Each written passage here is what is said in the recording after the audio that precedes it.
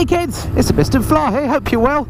Out and about on another bike review, and I'm pleased to say this is another long-term review, but this time it really is a long-term review, and I'll tell you why in a moment. But first of all, just to let you know the bike that I'm on, this is another of the bikes that often get a bad rap for some reason, often by people I think that maybe haven't ever tried them but just have some preconceived ideas. This is another one of those Chinese bikes. This is from Sinnis, the company down in Brighton that imports these bikes from China.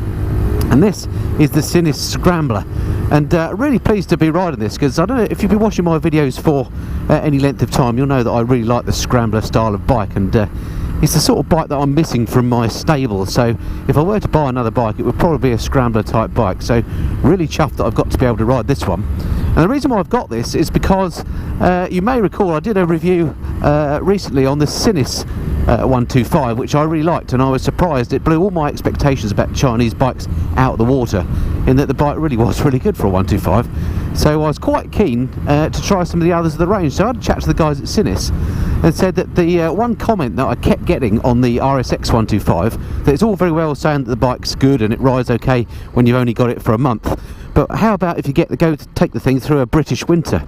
How's it going to stand up then? Well, that is a good question, and of course I couldn't answer it because I hadn't taken the RSX125 through a British winter. So I'm really thrilled to say that the guys at Sinnis have very kindly said I can keep this Scrambler right through a British winter. So I'm recording this now early September, although I'm anticipating I probably won't upload this till early October. So by the time you see this, I've probably been riding this bike for a month already. And I will be keeping it right the way through winter, looking after the bike as if it's my own. I shall get it serviced according to the schedule. I shall put ACF 50 on it, I'll clean it regularly, and I shall love the bike as if it's my own right the way through till springtime next year, and then I'll be able to do a proper long-term review of this particular Scrambler. So in the next few minutes what I'm going to do is my first impressions review, so stick around, stay tuned, and I'll tell you my initial thoughts on the Sinnis Scrambler. So this really is my first impressions review, because the bike literally has just been delivered to me in the last hour. Brand new bike, it's just got test mileage on it, and this is the first time I've ridden it. I've literally been riding it for 5 minutes so far. And once you've ridden a few bikes, you can get to tell a bit about a bike quite quickly about whether you like it or not. And my initial view on this one actually is it's, again, a great fun bike.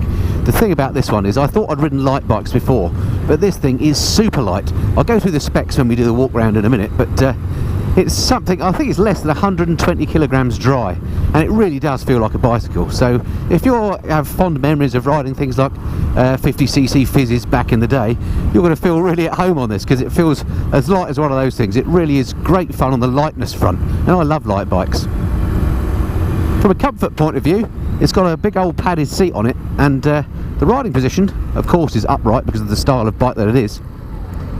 But it's actually pretty comfortable. It's got these wide old Scrambler style bars, as you'd expect, which means you've got plenty of leverage, not that you need it on such a light bike, and it really does feel comfy. Backside is nicely cushioned.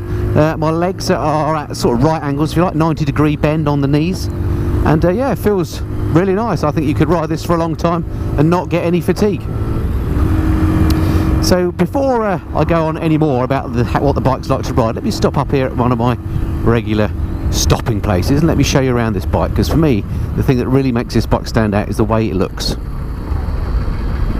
Okay, and the great thing about this little bike, unlike some of the other Chinese bikes, and I think the Royal Enfields and one or two others, is you can actually leave the engine running when you put the side stand down. So I'll put the side stand down, the engine on this one continues to run, which is great. I don't really know why that makes a difference, but to me I like the fact that you can leave the engine running with the side stand down. But let's just turn her off and then I'll show you around this thing. So here she is. I think you'll agree they've absolutely captured what a Scrambler should look like. High level exhaust wrapped as well, titanium exhaust apparently, and it just looks the business. Nice paint job, little number plate, looks really cool. But anyway, let me get the other camera out and I'll give you a proper look around the bike. Okay, let's fire up the iPhone. Right, hopefully you can see that okay. So here she is, the Scrambler from Sinnis, a little 125cc bike, and like the other Sinnis that I rode, the RSX125, this one's got the engine that's based on the Suzuki unit, so really reliable little engine. In terms of the specification, as I say, 125cc unit, puts out 11.3 horsepower, so it sounds tiny, doesn't it? But you know, no 125s are particularly powerful, and you don't buy them for their speed potential. You buy them because of the lightness and the fact you can use them as commuters, or you're learning to ride, whatever.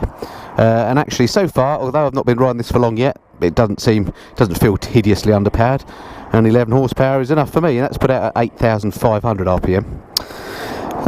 What else on the spec? The brakes, got discs all round on this bike.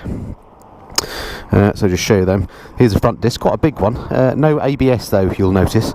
I think under Euro 4 you don't need ABS on bikes of this size, but I think if you don't have it, and the rear's a disc as well, if you don't have it, I think the brakes have to be linked, something like that. But anyway, this is Euro 4 compliant. So that's the brakes. Suspension wise, you'll notice the back, it's got these twin shock coil spring affairs, so very basic, but they, you know, they look the business, and this is what Scrambler style bikes are all about. They look authentic. And then on the front you've got conventional forks with these rubber gaiters again, which just give it that sort of authentic Scrambler look, as well as a nice little guard on the headlight there as well.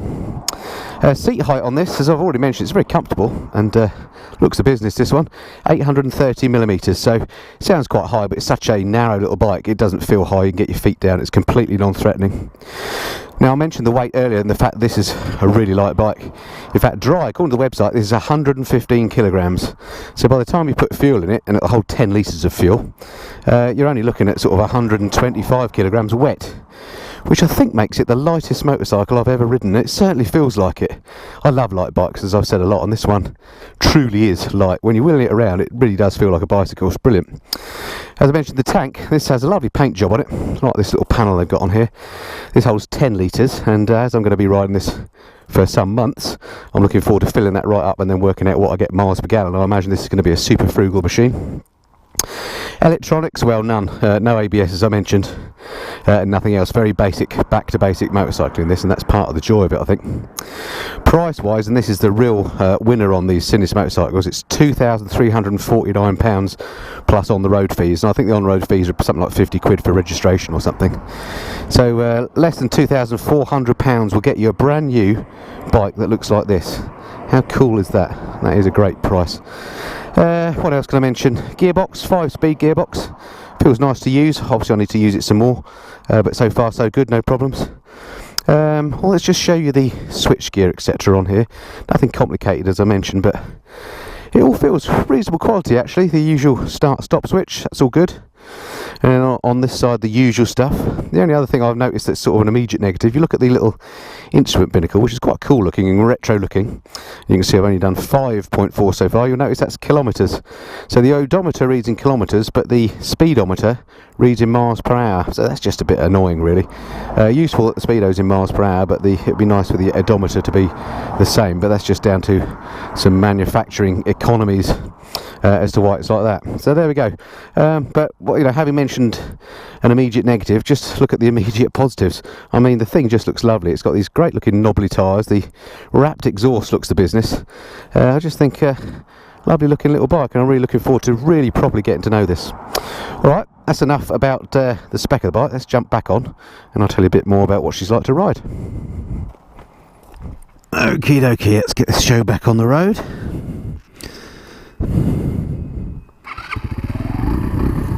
It's got quite a good little note as well, this bike. Obviously, because it's Euro 4 compliant, they can't come out of the factory really noisy. So the noise, although it's got a nice little note to it, it's not incredibly raucous or obnoxious, and maybe could do with being a little bit louder. So I think you know, you could probably do something about that, just make the exhaust a little bit louder, but that may not be your thing. That's just an observation. Okay, so to some of the practical aspects of the bike then that I immediately notice. These mirrors work brilliantly well, absolutely no vibration, great view behind. I don't know if you can see in this one, for example, that car behind me. It's a great view past your elbows, and I'm not just looking at my elbows like you are on so many of these bikes. But I would say about the mirrors is they do look a bit stalky. They are completely bizarre. They poke up there like Mickey Mouse's ears. I've obviously ridden with round mirrors before, and usually they're kind of poking out on the end, aren't they, rather on the top. These are like lollipops, very odd looking. And again, if it were my bike for real, as opposed to just one that I'm borrowing, I would definitely change those for something a bit different. Maybe some bar end mirrors would be in order. In terms of handling, really, really nice so far. I mean, I'm on a back road here, which is the ideal habitat for this sort of bike, and because of that lightweight, it just really is wonderful to ride through here. completely flickable.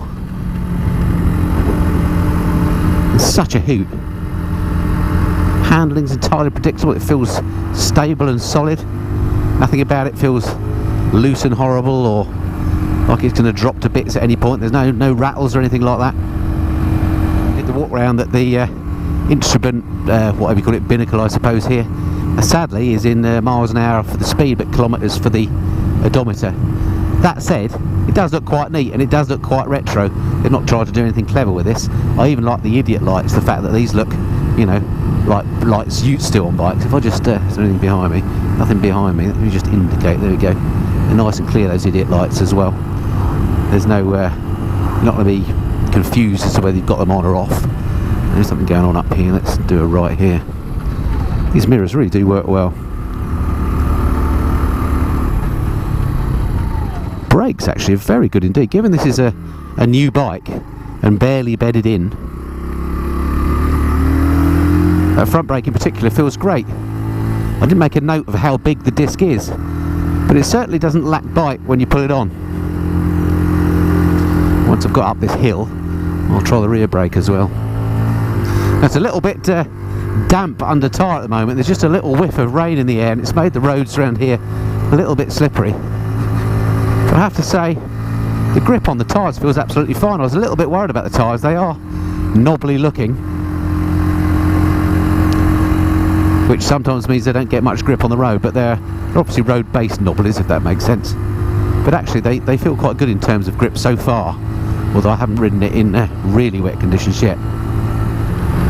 So let's just try that back brake now.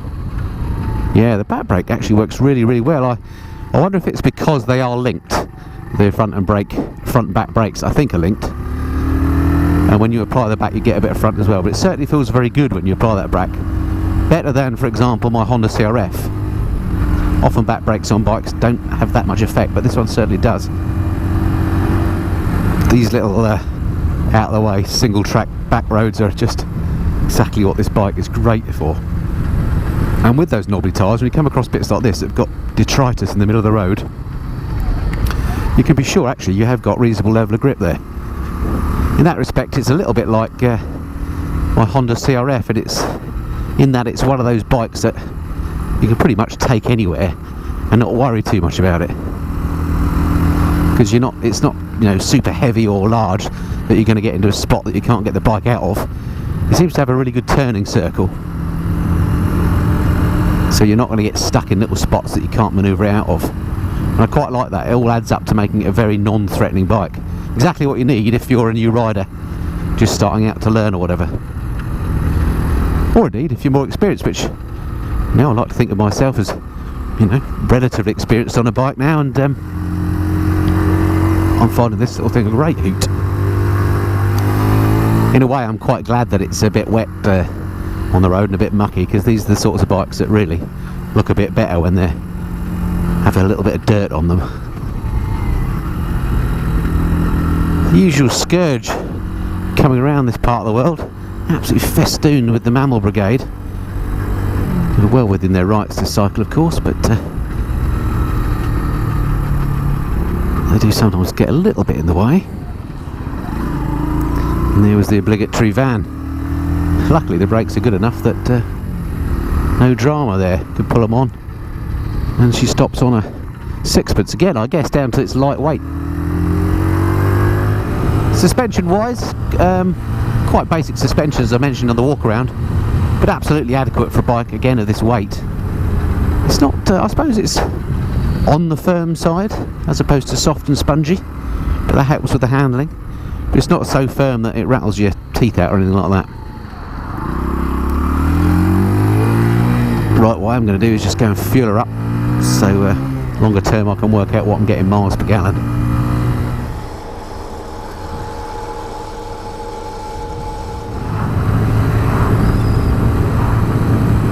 Okay, so I just stopped for some fuel, and we're all topped up, full 10 litres. Cost me less than a tenner. In fact, it wasn't quite a full 10 litres.